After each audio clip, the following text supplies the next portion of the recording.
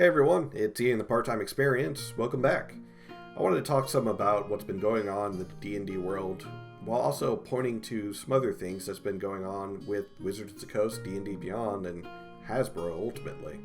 So, strap in as I turn it over to the mini-me in order to make sure that we get this nice and covered. That's much better. I didn't really feel like being on camera, but here we go. So, today we're going to be talking about, essentially, the wonderful Linda Codega. They helped point out a lot of things. This person right here is the reason why we became more aware about the OGL 1.1 changes, thanks to the sources that they have that leaked such information.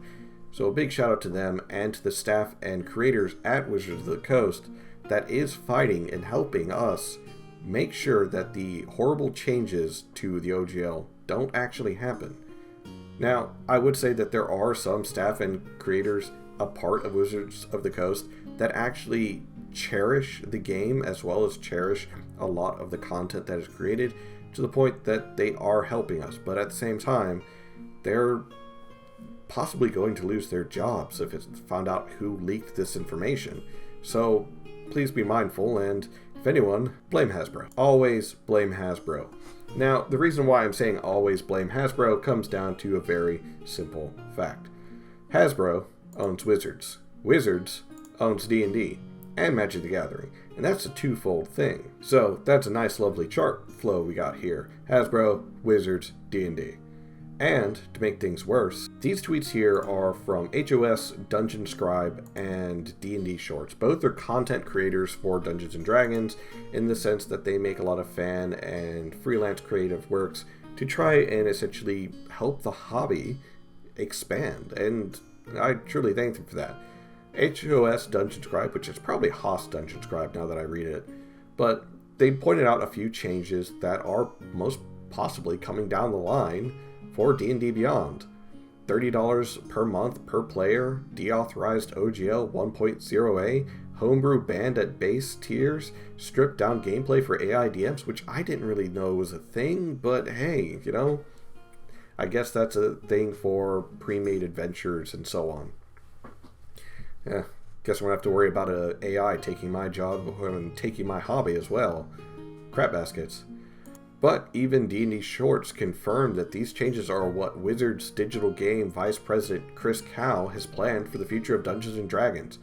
They essentially want to monetize the game as much as possible to the point that they are sucking the life out of everything. And I would like to point out, these are changes brought on by Hasbro. Again, Hasbro owns Wizards of the Coast, which owns Dungeons & Dragons, but at the same time, kind of should have seen it coming. I mean, honestly, we really should have seen it coming. Sure, Hasbro's owned Wizards of the Coast since 1999, but back in February of 2021, Wizards of the Coast was announced to become one of the 3 new divisions of Hasbro.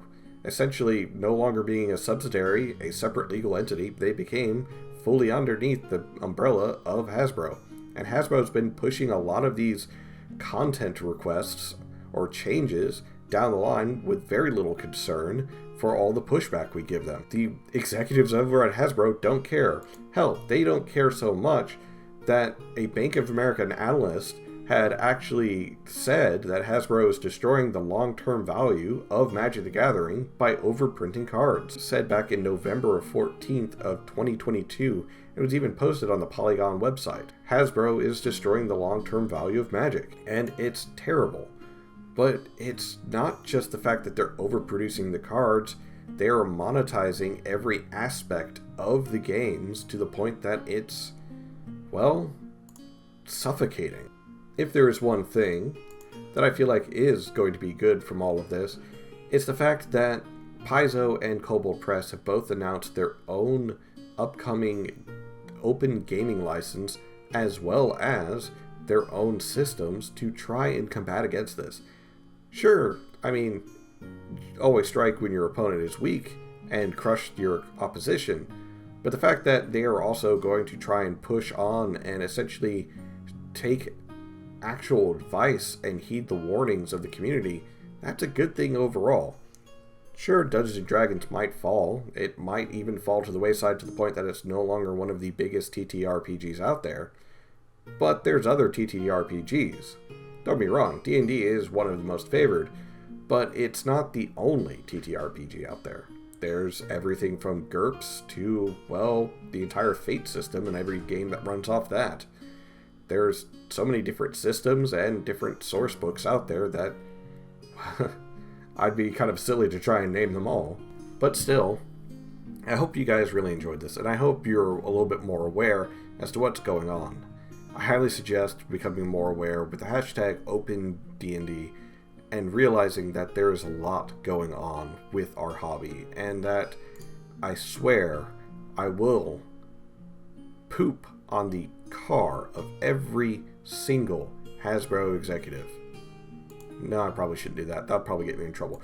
But I will not be very happy if Dungeons & Dragons sinks because of Hasbro's inept greed squeezing the life out of everything. I mean, seriously, what else was I supposed to do with my time and weekends? Listen to people complain? My players will complain. Because then we're going to have to learn a new system.